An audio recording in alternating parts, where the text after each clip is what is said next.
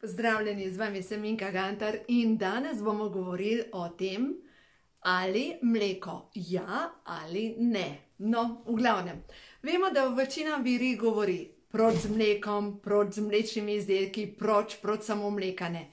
In vemo, da mnogi se pač tega poslužujete, čeprav po drugi strani pa poslušate mene, pa vedno govorim in popiješ jogurt, pa skuto, pa sirotko in seveda ste mnogi zmedeni, ker kaj pa zdaj tukaj prav?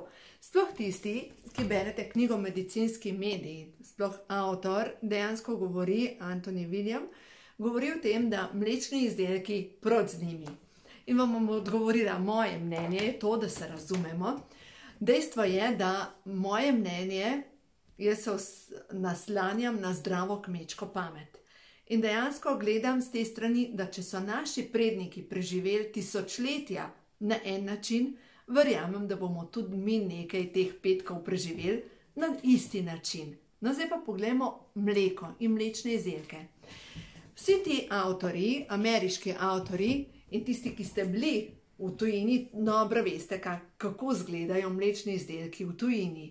Podobni so pač fermentiranemu mleku in tukaj pri nas vam povem, da imamo še toliko odlične navadne jogurte, ker kakor greste v tujino, imate vse je sladkano, povsod je sam cukor. Dejansko je to ogabnega okusa, ampak verjamem pa, da ljudje, ki pridejo iz tujine k nam in jejo recimo jogurt, pa rečejo, ja, to je neužitno. No, in dejstvo je, da mlečni izdelki, fermentirano mleko, poglejmo, mleko, ki ima rok uporabe pol leta. Pol leta, glejte, mogoče se vaša barva za steno prej pokvari, kot pa jogurt. Knjige so oživele očitno, kot pa mleko, ne jogurt. Druga zadeva, zadnjič mi je ena gospa napisala, joj, najda sem ta prav jogurt. In mi pošlje slikco in seveda z mankom. O tem sem že govorila, ampak gledajte, kakor je saden jogurt, to je sam cukor. In seveda tako kot večji del zdravnikov opozarja, sploh takrat, ko ljudje zbolijo, reče, proč s prehranskimi dopolnili. In jaz se strinjam, ja, poglejte, prehranska dopolnila, ki so umetna, in če si že zbolel, nimaš kaj dodajati umetnih prehranskih dopolnil in je bolj enostavno reči, proč z vsem, ker si v bistvu z umetnimi zadevami delaš škodo. Isto pa je z mlekom. Umetno mleko oziroma umetno mleko. Mleko, ki je tako predelano, da ima rok uporabe pol leta, ni več naravna hrana. Nikdar ni bilo. Ker poglejte, zdrava kmečka pamet. Mleko se je pomolzlo, v 3 dneh je nastalo kislo mleko. A je to tako? Če so želeli narediti skuto, so to kislo mleko segrevali na nizkih temperaturah, mislim, ni vrelo, in tako, da se je v bistvu ta gosti del ločil od sirotke in potem so to precedili in nastala je skuta. In to je to. Se pravi, je to naravno živilo. Ampak druga zadeva pa to, kar mi danes kupujemo. Mleko ima pol leta rok uporabe. A je to še naravno živilo? Ne vem, sami presodite. Jogurt ima noter konzervans. Konzervans je sladkor. In spet, a je to še naravno živilo? Veste, tukaj noter je dvorezen meč. Ne govorimo o tistih, ki imate alergijo na mleko in mlečne izdelke. Tisti, ki imate alergijo na laktozo, seveda za vas veljajo popolnoma drugačne zakonitosti. Medtem ko tisti, ki smo zdravi, ki pač potrebujemo beljakovine za naše dobro počutje, je pa pametno, da uživamo fermentirane mlečne izdelke. Je pametno, da uporabljamo skuto, pa jogurt, pa kefir, pa sirotko. To je vir ne samo beljakovin, ampak tudi probiotičnih bakterij, ker s tem nahranimo mikrofloro noter v črevesju. Mikroflora pa vpliva na to, da se ostala hrana razgradi in da pridejo hranilne snovi v vsako celico našega telesa. In dejstvo je, enako kot imate zdravo vaše črevesje, enako imate zdrave vaše možgane. Tisti, ki ste prebrali knjigo Možgani, dobro veste, da dejansko avtor te knjige navaja, kako pomembno je uživati tudi probiotike. No in jaz sem res prepričana v to, da mlečni izdelki sami po sebi niso škodljivi, ampak druga zadeva pa je, če pa kupujemo nekaj, kar je močno predelano ali pa kar vsebuje še dodane sladkorje, to je pa zdaj druga zgodba. In o tej drugi zgodbi jaz ne bom govorila.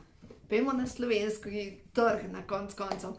Glejte, Slovenija je ena velika vas. A je to tako? Tudi tisti, ki živite v Ljubljani, Ljubljana proti nekemu venem mestu je to vasica. In dejstvo je, da v Sloveniji, kakor govoriš z nekom, že nekoga pozna, ki ga ti poznaš. Pač Slovenija je ena velika vas, nič drugega. In dejstvo je, da vsak izmed nas pozna koga, ki ima kmetijo. In še boljša zadeva, glejte, obstajajo mlekomati, na mlekomatih lahko dobite domače mleko in ga lahko sami skisate in pridelate svojo skuto in imate svojo sirotko. Juhej, in lahko naredite tudi svoj jogurt. A mislite, da je to zdaj škodljivo? Če vi kupite naravno mleko, kravje, ali pa še boljše, tiste, ki imate res probleme, dajte kozje. Kozje mleko, ovčji sir ne nazadnje. Glejte, tukaj imate toliko možnosti, tako izbiro. Slovenija je res ena velika vas. In imate res toliko možnosti, da uživate kvalitetne izdelke in ni potrebno, da kupujete ne vem kakšen tuje uvožene znamke, ker imamo vse tukaj. In spet, če se vrnem na začetek zgodbe, če so naši predniki preživeli ob navadnem mleku, mislite, da mi ne bomo. No, zdaj pa gremo naprej. Spet sem pri knjigi Ko imajo hormoni žur, ker tukaj noter sem pa potem naprej raziskvala. Hotela sem vedeti, a veste, ker mandljevo mleko vsebuje beljakovine, recimo kokosovo mleko vsebuje beljakovine, a lahko riževemu mleku rečemo mleko, a je to v osnovi rižev sladek napitek. No in dejansko tukaj noter boste najdeli tudi odgovore na to, se pravi, ko imajo hormoni žur.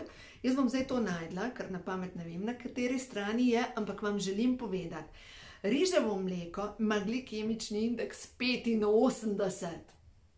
A veste, kaj je to? To je tako, kot bi cukor jedel žlico. Riževo mleko sploh ne moramo reči, da je mleko, zato ker vsebuje nič beljakovin. No ja, skoraj 0,1 beljakovin, to je nič. Ogromno ogljikovih hidratov in nekaj maščobe. Boljša zadeva, kozje mleko.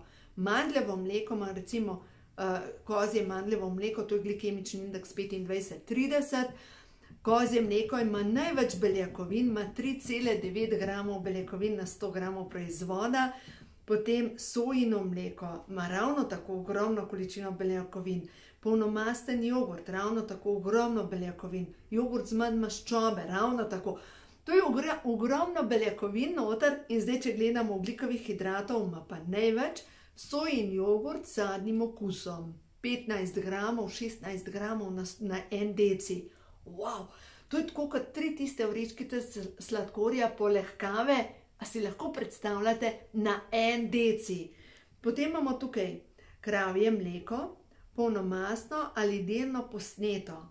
Ima ogljikovih hidratov 4,5 gramov, oziroma beljakovin ima pa 3,5. V glavnem, lejte, če poenostavim. Riževo mleko ni mleko. Kokosovo mleko tudi ni mleko, zato ker kokos ima glikemični indeks okrog 60. Potem mandljevo mleko absolutno je mleko, ker ima samo glikemični indeks 30, tako da za vse tiste, ki ne morete jesti navadnega mleka, lahko pa tudi ovseno mleko, ampak nima skoraj nič beljakovin. Kokosovo mleko, no ja, 40 ima glikemični indeks, boljši je. V vsakem primeru, lejte, če ne gre kravje mleko, dajte mandljevo mleko, ali pa ovseno mleko, ali pa kokosovo mleko, in če lahko vaše telo prebavi skuto, dajte noter zamešati mehen skute, boste videli, ali pa mogoče majčkeno kozjega mleka, da malo zmešate med sabo zaradi okusa in boste dobili zadostno količino beljakovin. No zdaj pa zakaj vam to razlagam? Ker beljakovine gradijo karnitin. Karnitin je pa voziček in to imate na strani 280. Zdaj pa zakaj je tale karnitin voziček? voziček za odvečno maščobo, da jo pelje iz maščobne celice v celice, mišične celice na kurjenje. In če ni vozička, ni kurjenja. Enostavno nič se ne zgodi. In poglejte, na kaj vpliva vse karnitin, prevozno sredstvo za maščobe, preprečuje zakisanost telesa. Mleko preprečuje zakisanost telesa. A se strinjate? Mogoče rečete, ne, mleko je vse slabo. Ampak te dobre beljakovine vseeno vsebujejo tudi B-vitamin. B-vitamin je proti zakisanosti telesa. Potem odstranjuje nakopičeno mlečno kislino, presnavlja aminokisline, pospešuje odvajanje amonijaka iz telesa, je odličen antioksidant. In da nastane karnitin, potrebujemo še zraven C-vitamin, vitamine B12 in bakar. V glavnem, vse to dobimo, zdaj, če se vrnem nazaj, dobimo, lejte, ribe, jajca, fižol, pršut, špinača, skuta, sirotka, jogurt, ovs, vsa hrana, ki vsebuje beljakovine in seveda tudi jogurt. In jogurt in mleko. Tako da zdaj, če pogledamo vse skupaj, ja, mogoče se vam zdi vse skupaj močno kompliciran, ampak pojmo nazaj na zdravo kmečko pamet in res, če so naši predniki preživeli, mislite, da mi ne bomo preživeli. Če poslušamo vse te moderne teorije, eni govorijo, ne smeš mleka, drugi ne smeš mesa, zato ker zakisa telo, tretji govorijo, da ja, itak ribe imajo težke kovine, se jih imajo, ne? Potem, kaj še ne smeš, gobe so pretežke, jajca povzročajo holesterol, ja, lahko pa ješ čokolado, ker čokolada pa povzroča hormon sreče. In potem si kakšen, zavaljen in ne mi reči srečen, zato ker nisi, zato ker dejstvo je, potem se pa še dodatno sekiraš, pa mogoče hujšaš na princip manžri, padeš v začaran krog in nikamor ne prideš. Tako da, pojmo nazaj na zdravo kmečko pamet in boste videli, ta še vedno drži in pije vodo, ker lejte, tisočletja naših prednikov ali pa zadnjih nekaj desetletij navzkrižnih raziskav, ki sploh ne vem, odkje so, kdo stoji za temi raziskavami, ker jaz se vprašam, a ni mogoče z vsemi temi zadevami cilj, da smo vedno bolj bolni, ne pa vedno bolj zdravi. Tako da držite se zdrave kmečke pameti in lejte, Bog že ve, zakaj nam je vse to dal, kar potrebujemo, in tudi mleko, mlečni izdelki so ta živila, ki so osnovna v naši prehrani. Imejte se radi in ja, poskrbite čim bolj za svoje zdravo telo, ker to je edino vozilo vaše duše, ker ko tega preveč zlorabite, odmre to telo in zato, lejte, a ni škoda, da bi se zadnjih 20 let valil po bolnicah, če lahko nekaj narediš, ja, za svoje dobro počutje. Imejte se radi.